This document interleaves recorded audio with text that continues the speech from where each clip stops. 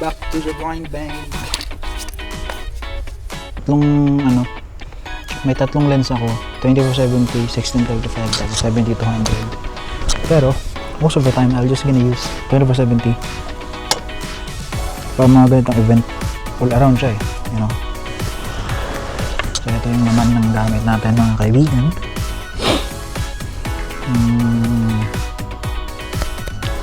Kaya ito yung gimbal natin. Ito yung gimbal ko, actually. This like bago lang to, but the first gimbal that I had is that like, bago ako nag-upgrade, bago ako nag-change, is like mga 3 years din ang dumaan bago ako nag-upgrade ng gimbal. Kasi most of the time, pag okay ako sa handheld mas trip ko yung handheld, lalo pag mas control ko yung shots ko. Mas cinematic sa akin ng handheld kaysa sa mag-gimbal. May pinagagamitin ko sa ganitong klase ng gear. Actually, sa lahat ng mga friends ko na hindi naman sa ganitong industry nagtatrabaho, pagbigyan nyo na. Since I'm posting this personal profile ko. Okay.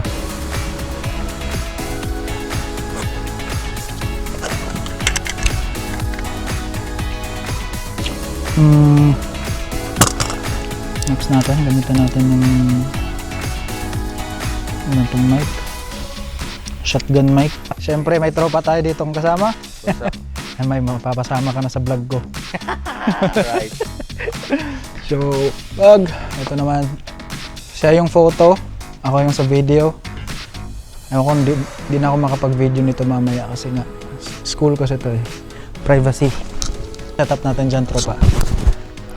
I have here Sony A7 IV, tapos kinabitan ng Sigma 24-70. Ayos. Same lang kami ng setup. 24-70 lang din na lens. Tapos more video naman ako. But later, palitan tayo nitong pwede mo lang natin tong ganyan. Pero ilipit na natin itong, close na natin to kasi lipat tayo mamaya ng spot na kasi dito mamaya may upo dito eh. So at least pag nagganon-ganon tayo, hindi tayo makadisturbo sa mga manonood. So dito yung hindi na sana kay Mount na. Hindi, atong Mount ba?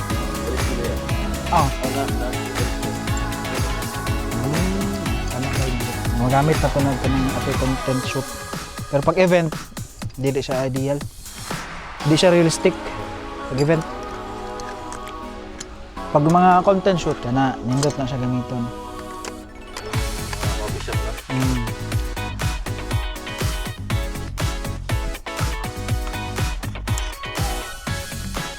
So,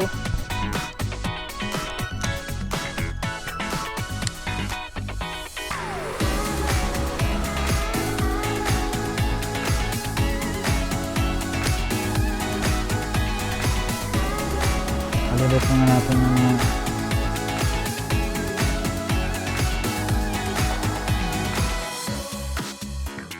Yo, what's up? Another video para sa mga nag-subscribe akong Bisaya nga YouTube channel. So, i-share na ko dere sa inyo akong kinabuhi. Mura ko YouTuber pero anyways, mo rin siya dere ang nitabo. Bali, ang akong ginabuhat din nga trabaho gyud is videographer gyud ko. May content murag naagid siya mga video sa mga school o business event basta anything na kailangan nila content video mo na akong ginabuhat.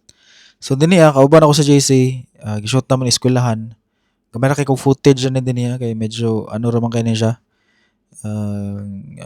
cute setup ra na siya diri ba sa magibuhat na ko diri theater man gud tama dai theater ni siya diri gi-shoot dinhi so naarag ko tulo ka lens ra gyud akong gamit. Mao na siya akong gamit sa lens gid.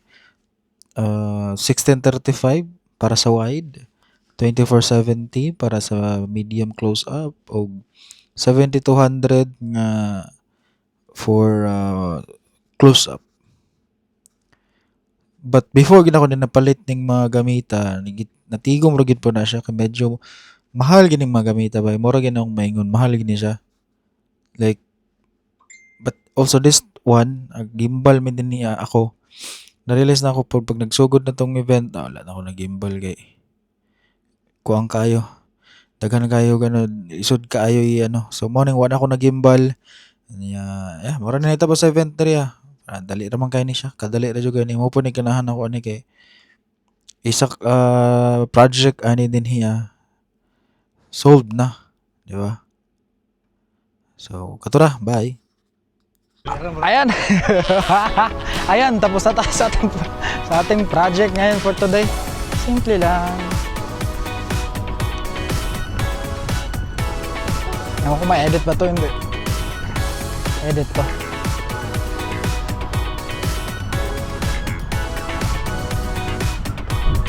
Init! So that's it for today mga kaibigan. That's it for today. Another day, another project. Iba naman bukas. Tingnan natin kung makuha tayong client bukas. So, sa lahat ng mga nag-message sa akin, ito yung klase ng work ko. Freelancing, content creation sa mga school, sa mga businesses and corporates. Ito yung assistant natin for today. Okay nang shoot mga bata pero ang pawis parang ano eh. Okay sana kung Bruno Mars, kung... Pero sige lang. First time eh, no? First time. Unang first time. Tingnan natin. Bukas, sana may ano yung bukas. That's it. Thank you.